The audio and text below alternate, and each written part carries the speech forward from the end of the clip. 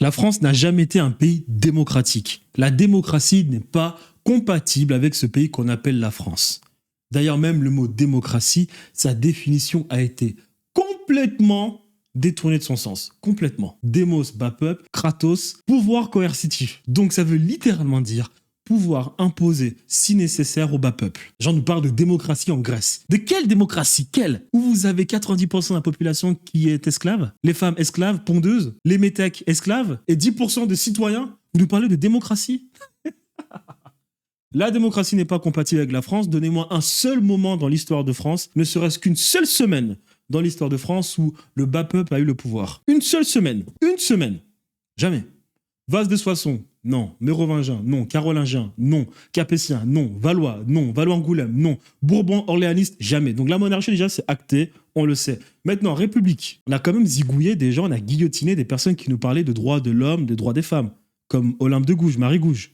Quand même, déjà. 1789, 1792, vous avez un semblant de démocratie, proclame l'Assemblée nationale constituante. Le tiers-État. Jusqu'à apprendre qu'en réalité, dans ce tiers-État, il y avait ces bourgeois qui avaient réussi à s'enrichir dans la colonisation en Bretagne, à Bordeaux, à Lyon, et qui voulaient la place de la monarchie. La preuve en est. La Terreur, Robespierre, le Directoire, le Conseil des 500, le Conseil des Anciens, Consulat, Napoléon. Donc pas de pouvoir au peuple. Bon, Napoléon, même pas besoin d'en parler. L'Orléaniste de retour, pas besoin d'en parler. Charles X, pas besoin d'en parler. Donc il n'y a pas eu de pouvoir au peuple. Jamais. La Troisième et la Quatrième République, les systèmes politiques les plus corrompus de l'histoire de France, implacables. On va aller piller d'autres pays et on va dire au peuple français, on va les civiliser, vous inquiétez pas. Lorsque ça capote, on dégage, pour aller dire ensuite au peuple, mais vous inquiétez pas, on s'est pas enrichi, ça servait à rien, ça coûtait trop cher, et puis il faudrait que les Africains arrêtent de se plaindre. Mais lorsqu'on fouille, on apprend quand même qu'il y a beaucoup de personnes qui sont devenues riches, beaucoup.